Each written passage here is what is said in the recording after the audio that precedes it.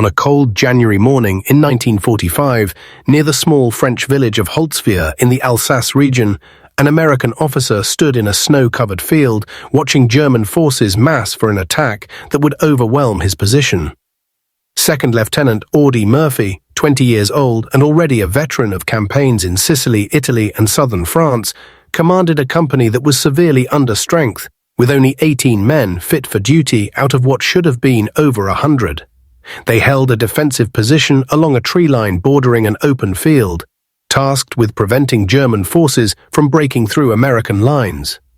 Murphy studied the German preparations through binoculars and calculated that his small force faced at least 200 German infantry, supported by at least 6 tanks. The mathematics were brutally simple: his 18 men against 200 Germans and armor. They couldn't hold. They would be overrun within minutes once the attack began. Murphy knew he should probably order immediate withdrawal, pull his men back to safer positions, preserve the company to fight another day. But withdrawal would leave a gap in American lines that German forces could exploit, potentially threatening the entire sector. Murphy made a decision that would define his life and military legend. He would hold as long as possible to buy time for other American forces to prepare defenses, and when his position became untenable, he would order his men to withdraw while he stayed behind to cover their retreat for as long as he could.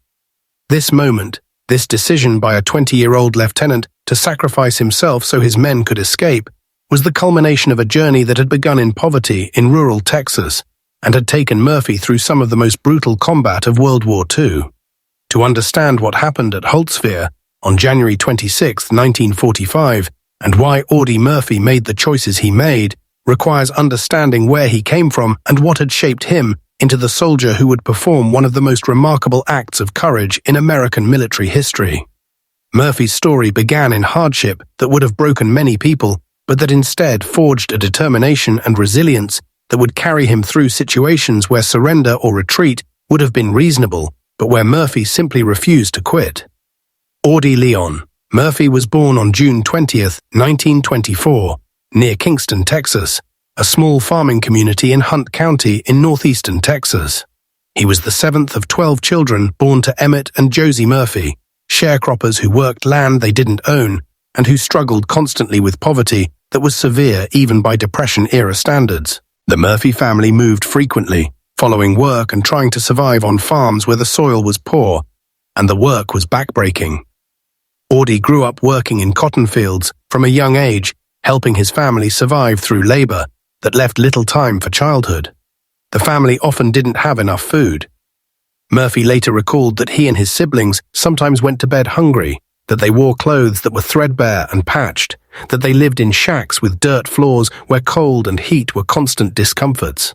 This was poverty that most Americans in later decades couldn't imagine, deprivation that shaped Murphy's character in fundamental ways. The Murphy family's situation worsened when Audie was in his early teens. His father, Emmett, abandoned the family, simply disappearing one day and never returning, leaving Josie Murphy to care for 12 children alone with essentially no resources. Audie, as one of the older children still at home, became a provider for the family. He hunted small game with a borrowed rifle, bringing home rabbits and squirrels that provided protein for his younger siblings. He took whatever work he could find, doing farm labor, odd jobs, anything that paid a few cents that could help feed the family. Josie Murphy worked herself to exhaustion, trying to keep her children alive and together. In 1941, when Audie was 16, his mother died, probably from a combination of overwork, malnutrition, and lack of medical care. Her death devastated Murphy and created a crisis for the family. The younger children were placed with relatives or in an orphanage. Audie, who had only completed 5th grade before leaving school to work, found himself essentially alone at 16, with limited education, no money, and no clear prospects. When the Japanese attacked Pearl Harbor in December 1941, Murphy saw military service as both a patriotic duty and a practical solution to his desperate circumstances. The military would provide food, shelter, clothing, and pay, all things Murphy lacked. More importantly, military service offered purpose and the possibility of proving himself worthy of something beyond the poverty that had defined his childhood. There was one problem. Murphy was too young to enlist. Military service required age 18 for regular enlistment or 17 with parental consent. Murphy was 16, and with his mother dead and his father gone, he had no one who could provide consent even if he had been 17. Murphy did what thousands of other young men did during the war. He lied about his age. He tried first to enlist in the Marine Corps in 1942, but the Marine recruiter, perhaps seeing through Murphy's claim to be 18, rejected him. Murphy tried the Navy next with the same result. Finally, Murphy tried the Army, and the Army recruiter, either believing Murphy's false age claim or choosing not to look too closely at a young man who was clearly determined to serve, accepted his enlistment. Murphy entered the Army in June 1942, just after his 18th birthday, by his real age, though he had claimed to be older. He was sent to basic training at Camp Walters, Texas, where he learned military fundamentals and began the transformation from impoverished farm boy to soldier. Murphy was a small man, 5 feet 5 inches tall, and weighing barely 110 pounds when he enlisted. His size and youthful appearance led some to underestimate him, but Murphy demonstrated aptitudes that impressed his instructors. He was an excellent shot with a rifle, skills developed through years of hunting to feed his family. He was physically tough, despite his slight build, able to endure hardship without complaining, because he had grown up with hardship as normal life. He learned quickly and followed instructions precisely. He showed leadership qualities that led to his being promoted to corporal during training.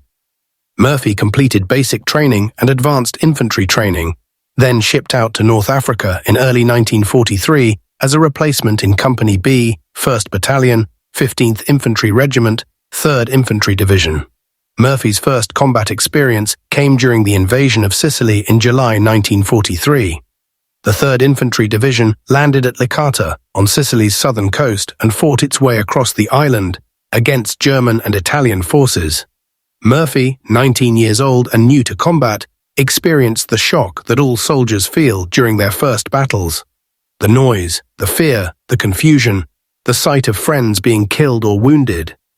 Many soldiers break under the stress of first combat, becoming ineffective or suffering psychological casualties. Murphy responded differently. He functioned effectively under fire, followed orders, and demonstrated unusual calmness in situations where others panicked. His platoon sergeant and company commander noticed that Murphy seemed almost unaffected by fear, that he could think clearly and act decisively even when under heavy fire.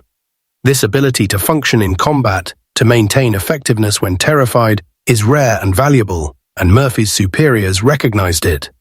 The 3rd Infantry Division's campaign continued from Sicily to the Italian mainland, landing at Salerno in September 1943 and fighting north through some of the most difficult terrain and weather conditions of the European War. Italy was a brutal campaign where German forces used the mountainous terrain to create defensive positions that were extraordinarily difficult to overcome. American and Allied forces had to fight for every mile, taking heavy casualties to dislodge German defenders from positions that commanded the approaches and made attacks suicidal. Murphy's company was in continuous combat through the fall and winter of 1943, fighting in mountains, in cold rain and snow, against an enemy that was skilled and determined. Murphy was promoted to sergeant and given increasing responsibilities as casualties depleted the company's leadership. He led patrols, conducted raids on German positions, and demonstrated tactical skills that came partly from training, but mostly from natural aptitude for combat. Murphy seemed to have an instinct for infantry tactics, an ability to read terrain and anticipate enemy actions that couldn't really be taught. By the time the 3rd Infantry Division participated in the invasion of southern France in August 1944, Operation Dragoon, Murphy was a platoon sergeant with extensive combat experience. He had fought through Sicily, Italy, and now southern France, surviving situations where many of his original unit had been killed or wounded. Murphy had been wounded twice, once in Italy and once in France, but had returned to duty after brief recoveries.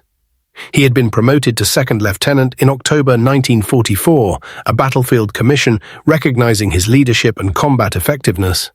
By January 1945, Murphy commanded what was left of Company B, which had been reduced through casualties from its authorized strength of over 100 men to just 18 soldiers fit for duty. The 3rd Infantry Division was fighting in the Colmar Pocket, a German-held salient in Alsace that American and French forces were trying to eliminate. The fighting was fierce, with German forces defending tenaciously because they were protecting German territory just across the Rhine River. The mission Murphy's company received on January 25th was to hold a position along a tree line near Holtzwihr, preventing German forces from using the open fields and roads in the area to move troops or supplies. The position was on a slight rise overlooking open ground, with good fields of fire but limited cover. Murphy positioned his 18 men along the tree line, setting up a defensive perimeter with 2 tank destroyers, M10s mounting 3-inch guns, supporting his infantry. The position was weak, undermanned, and vulnerable to any serious German attack, but it was what Murphy had, and he would make the best of it. He established observation posts, ensured his men had ammunition and were in the best available positions, and prepared to defend the line. Murphy knew from experience that German counterattacks often came at dawn, using morning fog and limited visibility to approach American positions before defenders could call for artillery or air support. As night fell on January 25th, Murphy told his men to sleep in shifts, to stay alert and to be ready for anything when morning came. Dawn on January 26th came cold and foggy, with visibility limited to a few hundred yards. Murphy, who had been awake since before first light, scanned the fog-shrouded fields with binoculars, looking for any signs of German movement. Around 9 in the morning, the fog began to lift slightly, and Murphy saw what he had feared. German infantry advancing across the open field toward his position, supported by tanks. Murphy immediately ordered his men to open fire and called for artillery support on his radio. American artillery began falling on the advancing Germans, but the attack kept coming. Murphy's 18 men and the 2 tank destroyers fired into the German forces, inflicting casualties, but the Germans had overwhelming numerical superiority and kept pressing forward. Within minutes, one of the M10 tank destroyers was hit by German tank fire and disabled, the crew abandoning the burning vehicle. The remaining tank destroyer continued firing, but was clearly in danger from German armor that was advancing to within range. Murphy assessed the situation and realized his position was about to be overrun. The Germans were advancing in strength, his men were taking casualties, and continuing to hold the position with his tiny force against hundreds of German infantry and multiple tanks would result in his entire company being killed or captured. Murphy made the decision to order withdrawal. He radioed to his platoon sergeants to pull the men back to secondary positions in the woods behind the tree line, to get them out of the immediate danger area while there was still time to retreat without being completely surrounded. The men began falling back by squads, providing covering fire for each other as they withdrew. Murphy stayed at the forward position, continuing to direct fire and call in artillery to slow the German advance and cover his men's withdrawal. The 2nd M10 tank destroyer, under heavy fire and with German tanks closing in, pulled back as well, leaving Murphy alone at the forward observation post. What happened next would become military legend, an act of courage so extraordinary that even people who witnessed it struggled to believe what they were seeing. Murphy, rather than withdrawing with his men to safety, moved forward toward the burning M10 tank destroyer that had been abandoned by its crew. The vehicle was on fire, flames and smoke coming from the engine compartment, and there was constant danger that the ammunition stored inside would explode, killing anyone nearby. But the M10's 50 caliber machine gun mounted on top of the turret was still functional. Murphy climbed onto the burning tank destroyer, positioned himself behind the machine gun, and began firing at the advancing German infantry. His position on the tank destroyer gave him a slightly elevated firing position with good visibility across the field where Germans were advancing. More importantly, Murphy now had access to the tank destroyer's ammunition supply for the machine gun, thousands of rounds that would allow him to maintain fire far longer than if he had been limited to the ammunition he carried personally. Murphy's decision to position himself on the burning tank destroyer was tactically brilliant but suicidally dangerous. The vehicle was on fire and could explode at any moment. Murphy was completely exposed, with no cover or protection from German fire except the minimal shelter provided by the gun mounting. He was alone, with no one to help him if he was wounded, no one to provide covering fire while he reloaded or cleared jammed mechanisms. He was several hundred yards in front of the American positions his men had withdrawn to, meaning he was between the German forces and the American lines, at risk of being hit by American artillery fire that was falling on the German attack. By any reasonable standard, staying on that burning tank destroyer was suicide. German soldiers would certainly see him and concentrate fire on his position. The tank destroyer would explode eventually. Even if Murphy survived German fire, he would be killed when the vehicle's ammunition cooked off. But Murphy had made his calculation. Every minute he could delay the German advance was another minute for his men to escape and for American forces to prepare better defensive positions. If he could hold the Germans for 10 minutes, 20 minutes, however long he survived, his sacrifice would save lives and help stop the German attack. Murphy opened fire with the .50 caliber machine gun and prepared to sell his life as expensively as possible. The .50 caliber M2 Browning machine gun that Murphy positioned himself behind was one of the most effective infantry weapons of World War II. It fired half-inch diameter rounds at a rate of roughly 500 to 600 rounds per minute, with an effective range of over a mile. The heavy bullets could penetrate light armor, destroy equipment, and were absolutely devastating against infantry. Murphy had extensive experience with the .50 caliber from his months of combat, knew its capabilities and limitations, understood how to control the weapon, and place fire accurately. He began firing methodical bursts at the advancing German infantry, sweeping the machine gun across groups of soldiers, forcing them to take cover or be cut down. The Germans, who had been advancing confidently after forcing the Americans to withdraw, suddenly found themselves under heavy fire from an unexpected position. The burning tank destroyer, which they had assumed was abandoned and no longer a threat, was now the source of intense, accurate fire that was inflicting serious casualties. German infantry officers quickly identified Murphy's position as the primary threat to their advance. Orders went out to concentrate fire on the burning tank destroyer and eliminate the machine gunner who was causing so much damage. German riflemen began firing at Murphy's position. German machine gun teams set up and directed fire at the tank destroyer. German mortar teams ranged in on Murphy's location, walking mortar rounds toward his position. Murphy was under fire from hundreds of German soldiers, all trying to kill him, and he had no protection except the minimal cover provided by the machine gun mounting and the tank destroyer's turret. Bullets struck the tank destroyer constantly, ricocheting off the armored hull, hitting near Murphy, creating a steady rain of impacts and the whine of ricochets. Murphy ignored the incoming fire and continued shooting, identifying targets, firing controlled bursts, conserving ammunition while maintaining effective fire on the Germans. The German advance stalled under Murphy's fire.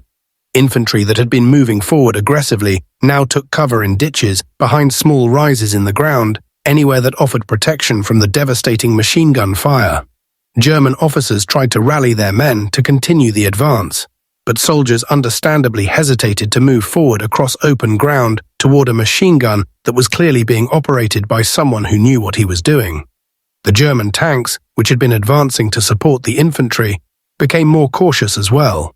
Tank commanders could see that the American position was not as abandoned as they had thought, that there was still resistance, and they slowed their advance to assess the situation and coordinate with infantry.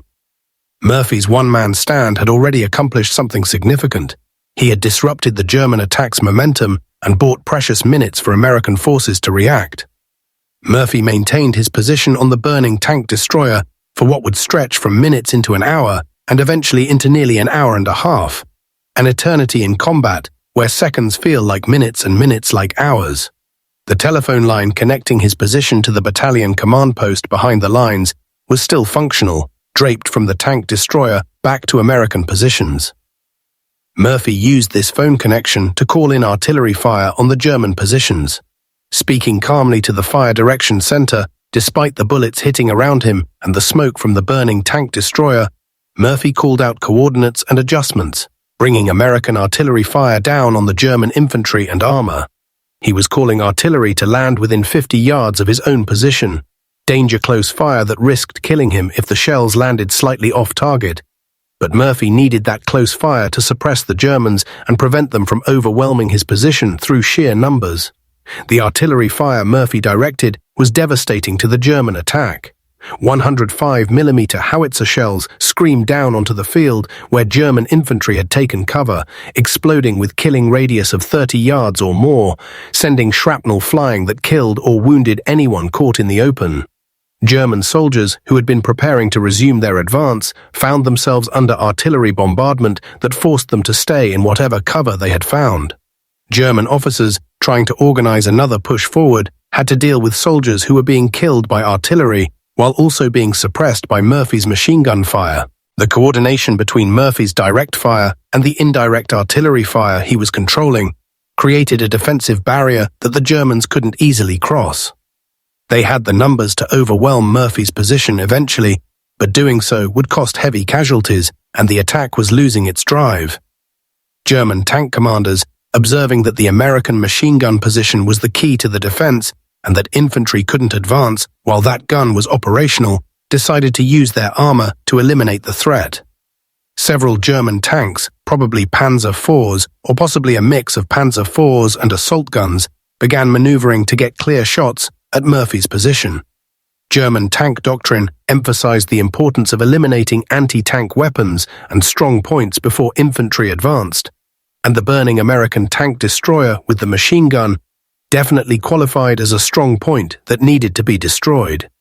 The tanks moved forward, trying to position themselves where they could fire directly at Murphy without hitting their own infantry, searching for angles of attack. Murphy saw the tanks maneuvering and understood what they were doing. He traversed the machine gun toward the nearest tank and fired a long burst at the vision slits and external equipment, trying to blind or disable the tank. The .50 caliber rounds couldn't penetrate the tank's frontal armor, but they could damage periscopes, antennas, and external fittings. And they definitely got the tank commander's attention. The German tanks opened fire on Murphy's position. High explosive shells from tank guns struck near the burning M10, exploding with concussive force that shook the vehicle and showered Murphy with debris and shrapnel. Murphy was wounded by fragments from these near misses, hit in the leg by shrapnel that caused bleeding but didn't disable him. He ignored the wound and continued firing. The pain was something distant, not as important as the immediate need to keep shooting, to keep the Germans from advancing. Murphy's focus narrowed to the mechanical tasks: identify target, aim, fire-controlled burst, observe results, identify next target, repeat. The machine gun grew hot from sustained firing, the barrel glowing and requiring careful management to prevent overheating that could cause jamming or barrel damage.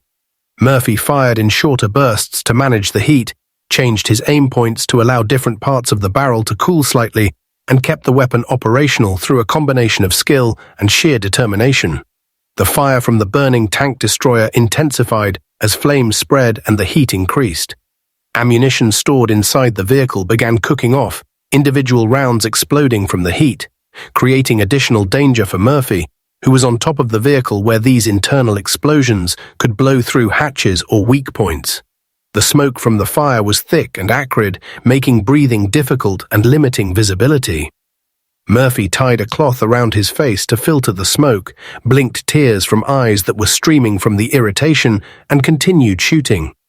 He was operating in conditions that should have been impossible, staying on a vehicle that was literally burning underneath him, that could explode catastrophically at any moment, that was filling with smoke and heat, all while under fire from hundreds of German soldiers and several tanks. The physical discomfort, the danger, the isolation, all of it would have broken most people. Murphy simply continued doing his job, firing at Germans, calling artillery, holding the position. American officers observing from positions behind Murphy's location watched through binoculars in disbelief. They could see Murphy on the burning tank destroyer, could see German forces trying to advance and being driven back by Murphy's fire, could see the shells exploding near Murphy's position. Multiple officers later reported that they assumed Murphy would be killed within minutes, that no one could survive on that exposed position under that volume of fire. They expected to see Murphy fall, to see the machine gun go silent, to see German forces overrun the position. Instead, the machine gun kept firing. The Germans kept taking cover, and the attack kept stalling. Battalion commanders called forward every available unit to support Murphy, rushing reinforcements toward the position, calling in additional artillery, trying to exploit the opening Murphy was creating. But reinforcements would take time to arrive, and Murphy had to hold until they got there. The Germans made multiple attempts to flank Murphy's position, sending groups of infantry to work around the flanks and attack from angles where Murphy couldn't see them or where the tank destroyer's hull would block his field of fire. Murphy, aware of this danger, periodically shifted his aim to fire at Germans attempting these flanking movements, forcing them back or killing them before they could get into position. His situational awareness, his ability to track multiple threats and prioritize targets while under extreme stress, demonstrated exceptional tactical skill. Murphy was fighting his own private battle, outnumbered hundreds to one, wounded on a burning vehicle that could explode at any moment, and he was winning. The Germans couldn't advance. They couldn't flank him successfully. They couldn't suppress him with their fire. They couldn't destroy his position with their tanks. Murphy was holding, and every minute he held was a minute the Germans didn't achieve their objective. The phone line connecting Murphy to battalion headquarters remained operational throughout the engagement, a minor miracle given the amount of fire falling in the area. Murphy continued talking to the Fire Direction Center, calling out German positions, requesting adjustments to the artillery fire, reporting what he was seeing. His voice, recorded in after-action reports by officers who spoke with him during the fight, was described as calm and professional, with no indication of panic or fear. Murphy talked to the battalion commander and other officers as if he were giving a routine situation report from a quiet observation post, rather than fighting for his life on a burning vehicle under concentrated enemy fire. This calmness under pressure was partly Murphy's natural temperament and partly a result of his extensive combat experience. He had been in desperate situations before, had learned that panic accomplished nothing and that focusing on immediate tasks was the only way to survive. Murphy's mind had compartmentalized the fear and stress, putting them aside to be dealt with later, and was functioning in a mode where only the tactical situation mattered. The Germans brought forward additional reinforcements, feeding more infantry into the attack, trying to use sheer numbers to overwhelm the resistance. They had committed roughly a company of infantry to the initial attack, approximately 200 men. As Murphy continued to hold and the attack stalled, German commanders committed additional forces, probably battalion-level strength, meaning 400 to 600 soldiers were now engaged in trying to eliminate Murphy's position and continue the attack. The reinforcements moved forward, attempting to advance by bounds, with some groups providing covering fire while others moved. Murphy identified the advancing groups and engaged them with machine gun fire, forcing them to go to ground, then shifted fire to other targets. The battlefield was now covered with German infantry in various positions, some in ditches, some behind small rises, some in shell craters, all pinned down by the combination of Murphy's direct fire and the American artillery that was falling continuously on the German positions.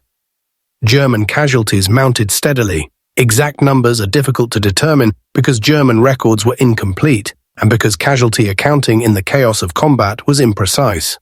But post-battle estimates, based on German dead found in the area and wounded who were captured, suggested that the Germans suffered at least 50 killed and many more wounded during the engagement.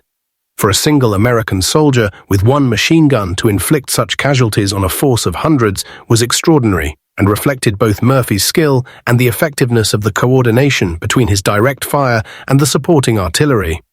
Every German soldier killed or wounded was one less threat to American positions, one less soldier who could participate in the attack, one more drain on German medical resources and morale. Murphy was not just buying time with his stand, he was destroying German combat power and disrupting their ability to conduct offensive operations. The physical toll on Murphy was severe and worsening. The shrapnel wound in his leg was bleeding, though not so heavily that it was immediately life-threatening. The heat from the burning tank destroyer was intense, causing burns on Murphy's hands and face where he was exposed to the flames and hot metal. The smoke inhalation was damaging his lungs, making breathing painful and causing coughing fits that temporarily disrupted his ability to aim and fire. The noise from the machine gun, the explosions, and the general chaos of battle was causing auditory damage, leaving his ears ringing and reducing his ability to hear. The mental and emotional stress of sustained combat, of being under constant threat of death, of watching the vehicle under him burn while knowing it could explode, All of this was taking a psychological toll that Murphy was suppressing through willpower and focus, but that would eventually have to be processed. Murphy was being destroyed physically and mentally by the experience, but he continued functioning, continued fighting, continued holding the position. Around 10:30 in the morning, roughly an hour and 20 minutes after Murphy had climbed onto the burning tank destroyer, the German attack finally broke. German officers, recognizing that their forces were taking unsustainable casualties and that the attack had lost all momentum, ordered withdrawal. German infantry began pulling back across the field, leaving their dead and some of their wounded retreating toward the positions they had started from. German tanks, no longer needed to support an infantry attack that was no longer happening, pulled back as well, unwilling to advance without infantry support into what was clearly a well-defended American position. Murphy, watching through the smoke and haze, saw the Germans withdrawing and understood that he had held long enough that the attack had been stopped, that his sacrifice of position on the burning tank destroyer had accomplished its purpose. Murphy climbed down from the tank destroyer, finally abandoning the position that he had held for nearly an hour and a half. His clothing was burned and torn, his face was blackened with smoke and powder residue, his hands were burned and bleeding, his leg wound was still bleeding though it had largely clotted. He was exhausted, running on adrenaline and willpower, barely able to walk. American soldiers who had been watching from the rear positions rushed forward to help Murphy, supporting him as he walked back toward American lines. Murphy insisted on walking rather than being carried, maintaining his dignity and his image as a leader, even though he desperately needed medical attention. He reached American positions and was immediately taken to an aid station where medics treated his wounds, bandaged his burns, and insisted he be evacuated to a field hospital for further treatment. Murphy resisted evacuation, insisting he needed to return to his company, that his men needed him, that there were still Germans in the area and the position needed to be secured. Officers had to order Murphy to accept medical evacuation, had to physically prevent him from returning to the front line.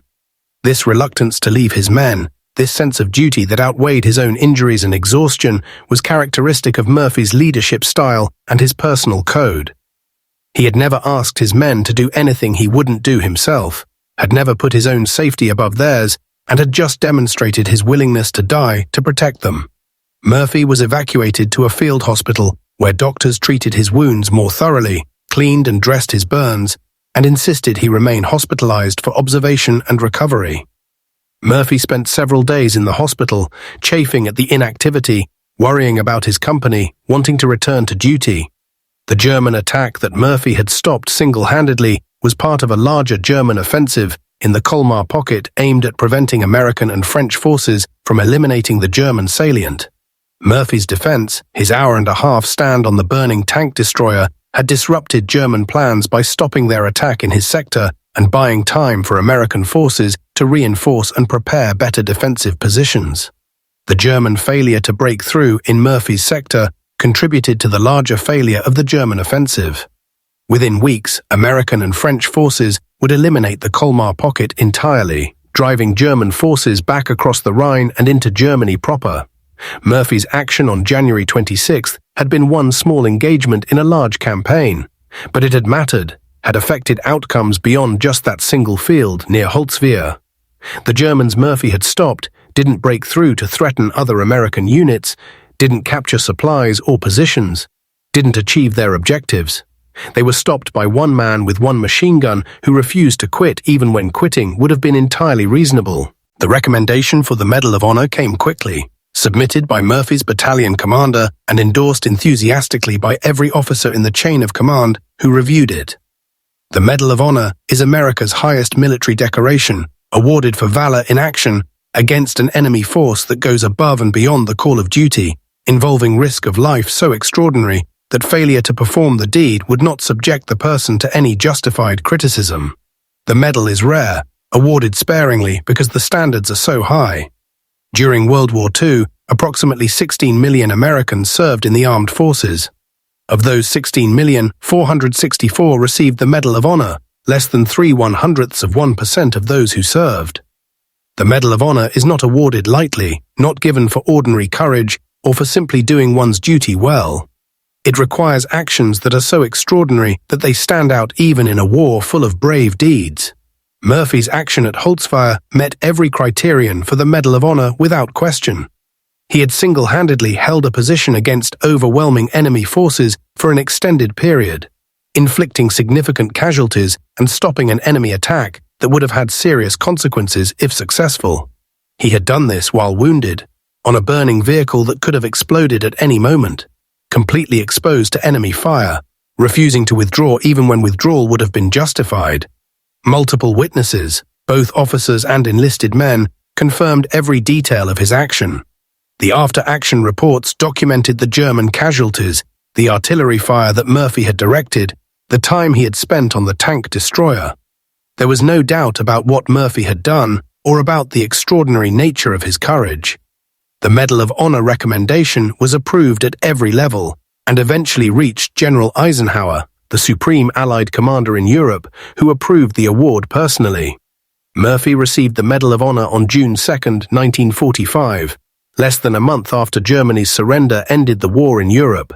The medal was presented by General Jacob Devers, commanding the 6th Army Group, in a ceremony in Germany attended by officers and soldiers from Murphy's division. The citation read at the ceremony detailed Murphy's actions on January 26, describing how he had ordered his men to withdraw while he remained alone to cover their retreat, how he had climbed onto a burning tank destroyer and maintained fire against advancing enemy forces for over an hour, how he had called artillery fire onto his own position to stop the German attack, and how he had inflicted an estimated 50 enemy casualties before the Germans withdrew. The citation concluded that Second Lieutenant Murphy's indomitable courage and refusal to give an inch of ground saved his company from possible encirclement and destruction and enabled the entire battalion to hold its position. The Medal of Honor was not Murphy's only decoration. By the end of the war, Murphy had received 33 awards and decorations, making him the most decorated American combat soldier of World War II. In addition to the Medal of Honor, Murphy received the Distinguished Service Cross, America's second highest award for valor, for actions in Italy. He received 2 Silver Stars, third highest valor award. He received the Bronze Star with V device for valor. He received 3 Purple Hearts for wounds received in combat. He received multiple campaign medals recognizing his participation in campaigns in North Africa, Sicily, Italy, France, and Germany. He received decorations from France, including the Legion of Honor and the Croix de Guerre, and from Belgium, including the Belgian Croix de Guerre.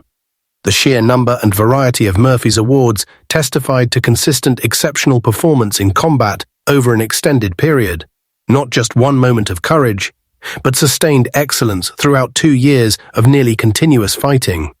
Murphy's decorations represented specific actions and specific moments of courage spread across multiple campaigns. The Distinguished Service Cross was awarded for actions on August 15, 1944, near Ramatuelle, France, when Murphy, then a staff sergeant, led an attack against a German strongpoint that was holding up his company's advance. Murphy crawled forward under heavy fire, located the German position, then single-handedly assaulted it with grenades and rifle fire, killing several Germans and forcing the rest to surrender. His action broke the German defense and allowed his company to continue advancing. The first Silver Star was awarded for actions in Sicily in 1943, when Murphy advanced alone under machine gun fire to destroy a German position. The second Silver Star was for actions in France in 1944, when Murphy held a position against repeated German attacks, personally killing or wounding 15 enemy soldiers. Each of Murphy's major decorations represented a situation where he had done something extraordinary, something that went well beyond what duty required, something that demonstrated exceptional courage. The Purple Hearts Murphy received documented the physical cost of his service. He was wounded 3 times during the war, not counting minor injuries that didn't require medical evacuation. The first Purple Heart was for wounds received in Italy when shrapnel from a German mortar round hit him in the hip and leg. Murphy was evacuated to a field hospital, treated, and returned to duty after several days. The second Purple Heart was for wounds in France when a German sniper shot him in the arm.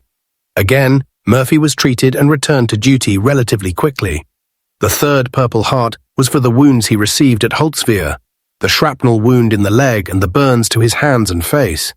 Each wound represented a moment when Murphy could have died, when he was close enough to German fire to be hit, when luck or chance made the difference between injury and death. That Murphy was wounded only 3 times, despite spending nearly 2 years in frontline combat, said something about his tactical skill and his ability to fight effectively while minimizing his exposure to enemy fire. Murphy returned to the United States in June 1945 as a national hero. The Medal of Honor made him famous, and his youth and slight build made him an appealing figure for a public that wanted to celebrate heroes who looked more like boys next door than like stereotypical soldiers. Murphy was invited to appear at war bond rallies, to give speeches, to meet with dignitaries. Movie star James Cagney saw Murphy's photograph and suggested that Murphy should consider acting in Hollywood films after the war. Murphy, who had never considered acting and who had limited education and no experience with entertainment industry, was uncertain about the suggestion, but interested in the possibility of earning money in Hollywood rather than returning to Texas and poverty. Murphy decided to move to Los Angeles after his discharge from the army and to try acting, figuring that even if it didn't work out, he would at least have tried something different from the hard manual labor that would likely be his only other option. Murphy's transition to civilian life was difficult despite his fame and despite the opportunities Hollywood offered. He struggled with what would later be recognized as post-traumatic stress disorder, though in 1945 and 46 the condition wasn't well understood and wasn't diagnosed or treated effectively. Murphy had nightmares about combat, violent dreams where he relived firefights and saw friends die. He slept with a loaded pistol under his pillow, a habit from combat that persisted in civilian life because Murphy felt unsafe without a weapon close at hand. He was hypervigilant, constantly scanning his environment for threats, unable to relax fully even in safe situations. He had difficulty trusting people and forming close relationships because combat had taught him that people he cared about could die suddenly and that emotional attachments created vulnerability. He experienced survivor's guilt, wondering why he had lived when so many of his friends and fellow soldiers had died, feeling that his survival was somehow unfair or undeserved. Murphy's Hollywood career began slowly. He had no acting training, no experience, and initially struggled to get roles beyond bit parts. His first credited film role was in a movie called Beyond Glory in 1948, where he played a small part. Murphy studied acting, worked to improve his skills, and gradually began getting larger roles. His breakthrough came with the movie The Red Badge of Courage in 1951, where he played the lead role of a young Civil War soldier dealing with fear and courage in combat. Murphy's own combat experience allowed him to bring authenticity to the role that other actors couldn't match. And critics praised his performance. Murphy's career built from there, and he eventually appeared in over 40 films, mostly westerns and war movies, becoming a successful actor who was recognized for bringing realism and authenticity to military roles. Murphy's most famous film was To Hell and Back, released in 1955, which was based on Murphy's autobiography of the same name published in 1949. Murphy played himself in the film, portraying his journey from impoverished Texas farm boy through combat in World War II. The film depicted several of Murphy's combat actions, including the stand at Holtzwihr, though the movie version was necessarily simplified and dramatized compared to the real events. To Hell and Back was extremely successful, becoming Universal Pictures' highest-grossing film for nearly 20 years. The movie introduced Murphy's story to millions of Americans who knew he was a war hero but didn't know the details of his service.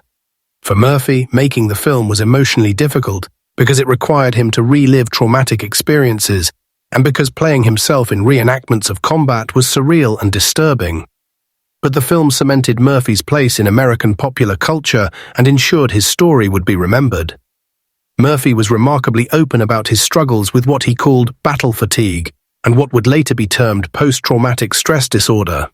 In the 1950s and 60s, when American culture discouraged men from admitting to psychological problems and when mental health issues carried significant stigma, Murphy spoke publicly about his nightmares, his anxiety, his difficulty sleeping, and his other symptoms. He advocated for better treatment and recognition of combat-related psychological injuries, arguing that soldiers who developed these problems during service deserved medical care and support rather than being dismissed as weak or defective. Murphy's willingness to discuss his own struggles helped legitimize PTSD as a real condition requiring treatment and helped reduce the stigma that prevented many veterans from seeking help. His advocacy was ahead of its time and contributed to gradually changing attitudes toward combat-related mental health issues. Murphy's personal life was complicated by his psychological struggles and by the fame that made normal relationships difficult. He married actress Wanda Hendricks in 1949, but the marriage was troubled from the start and ended in divorce in 1951. Murphy's PTSD symptoms, including nightmares and hypervigilance, created tension in the relationship.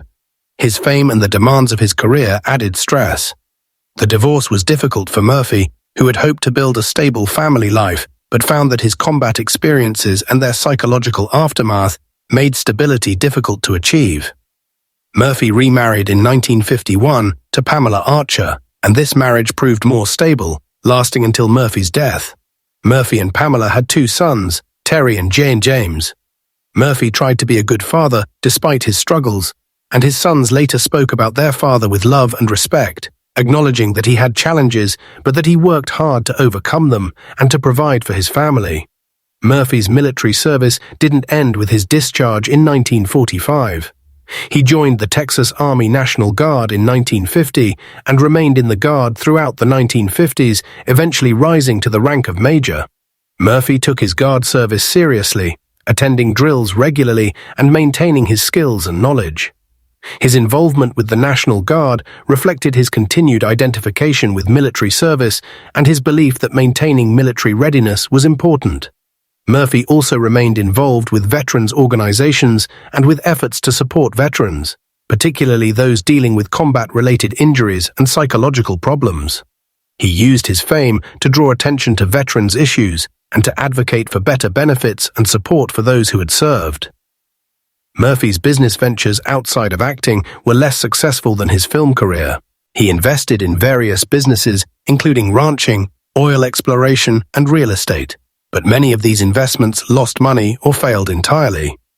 Murphy was generous with money, helping family members financially and supporting various causes, which left him sometimes struggling, despite his acting income. By the late 1960s, Murphy was facing financial problems that created stress and anxiety. He continued acting to earn money, taking roles in lower-budget films that didn't always showcase his talents, but that provided income. Murphy also struggled with gambling, which contributed to his financial difficulties. The combination of financial stress, PTSD symptoms that had never fully resolved, and the general challenges of maintaining a career in Hollywood as he aged, created a difficult period in Murphy's life during the late 1960s and early 1970s. Murphy remained physically active and fit throughout his adult life, maintaining habits from his military service. He stayed trim and in good condition, unlike many actors who let themselves go as they aged. Murphy's physical fitness was partly from habit and partly from continuing psychological patterns where maintaining combat-ready condition felt necessary even though he was no longer in danger. Friends and colleagues noted that Murphy seemed always ready for action, that he maintained an alertness and readiness that came from years of combat. This constant state of readiness was exhausting, but Murphy seemed unable to fully relax even decades after the war had ended. The hypervigilance that had kept him alive in combat became a burden in civilian life, but was so deeply ingrained that Murphy couldn't easily turn it off. On May 28, 1971, Murphy was traveling on business, flying in a small private plane from Atlanta to Martinsville, Virginia.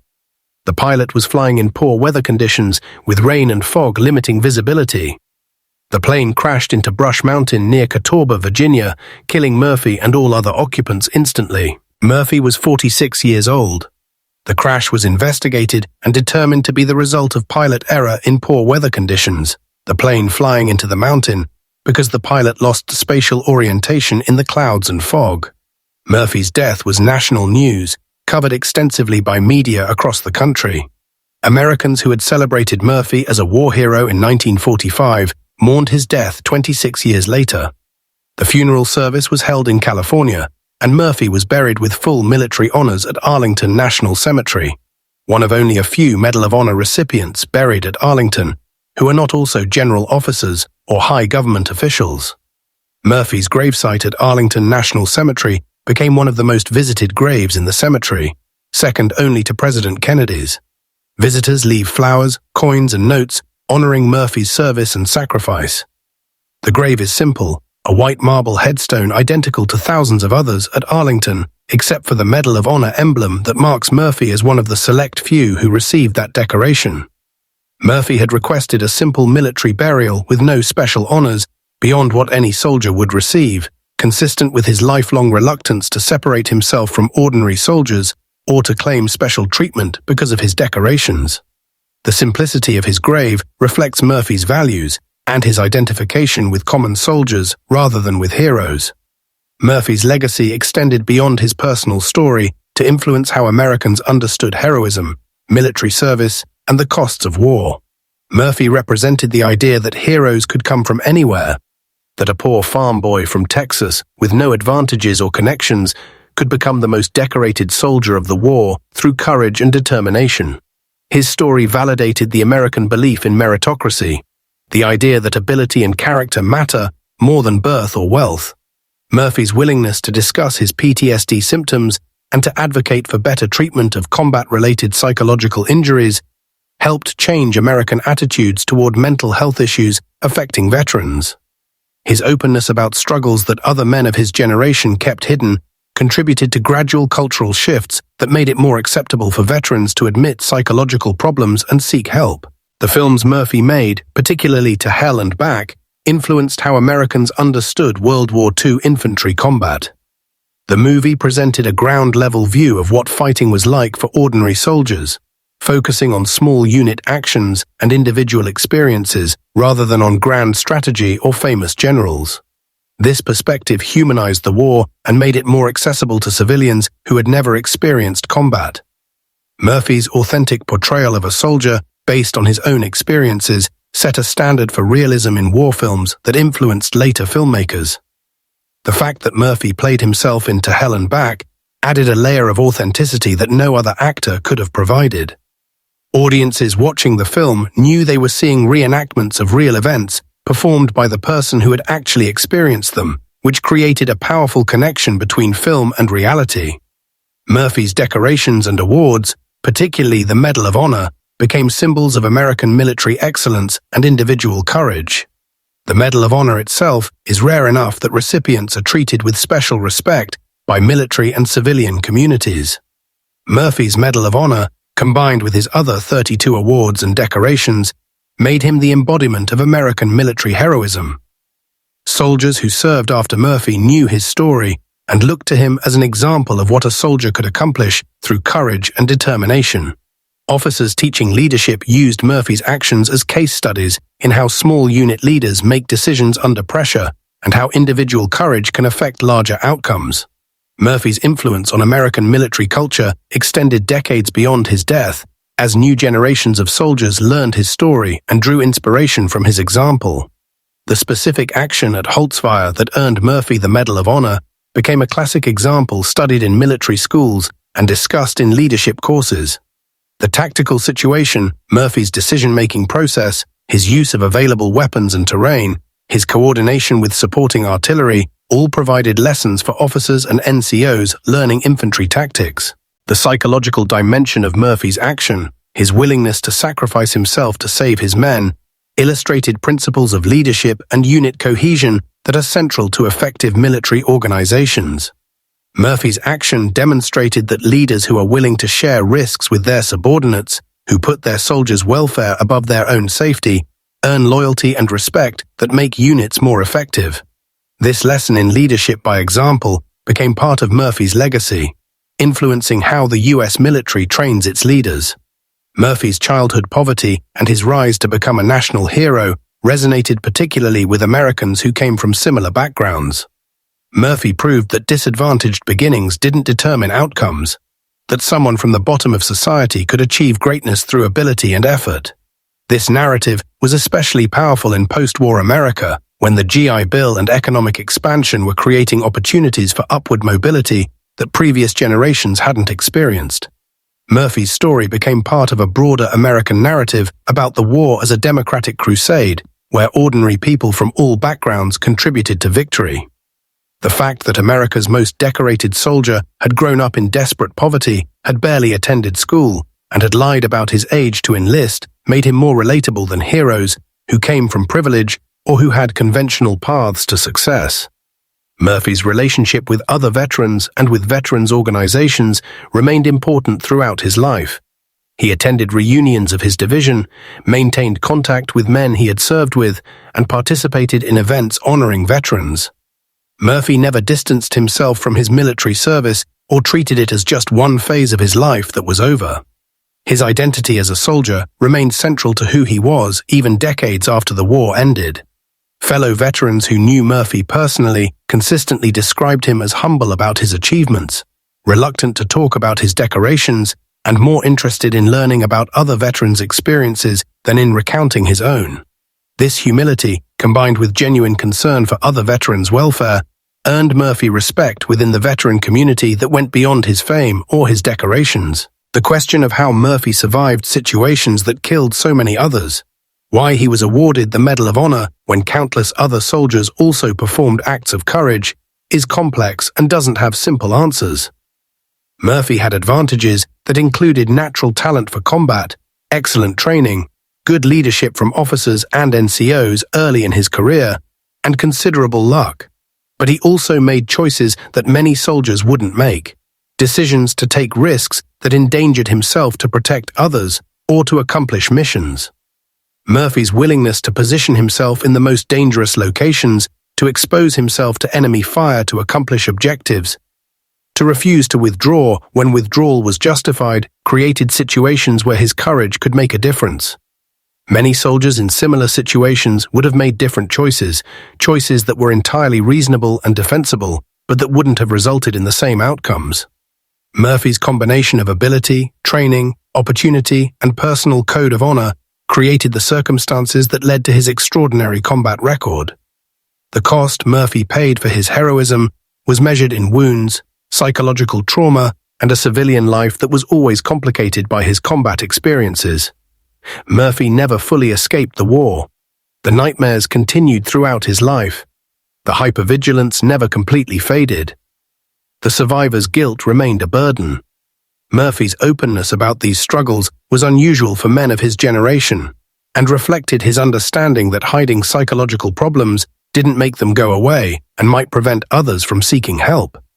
By speaking publicly about his PTSD symptoms, Murphy helped legitimize the condition and contributed to changing attitudes that would benefit later generations of veterans. His advocacy for better mental health treatment for veterans was one of his lasting contributions, perhaps as important as his combat achievements in its impact on soldiers' lives. Murphy's death in a plane crash at age 46 cut short a life that had already been remarkable, but that might have included more contributions to veterans' welfare and to American culture. Murphy had been planning to continue acting, to write more books about his experiences, and to expand his advocacy for veterans' issues. His death meant these plans were never realized, but his legacy was already established through his combat record, his films, his autobiography, and his advocacy work. Murphy's life, from desperate poverty in Texas through extraordinary military service to Hollywood success and early death, contained elements of tragedy and triumph that made it compelling as both individual story and as representation of American values and American experience in the 20th century. The 20-year-old lieutenant who climbed onto a burning tank destroyer and fought alone against a German company for nearly 2 hours became one of the defining figures of his generation, a symbol of courage that continues to inspire Americans decades after his death.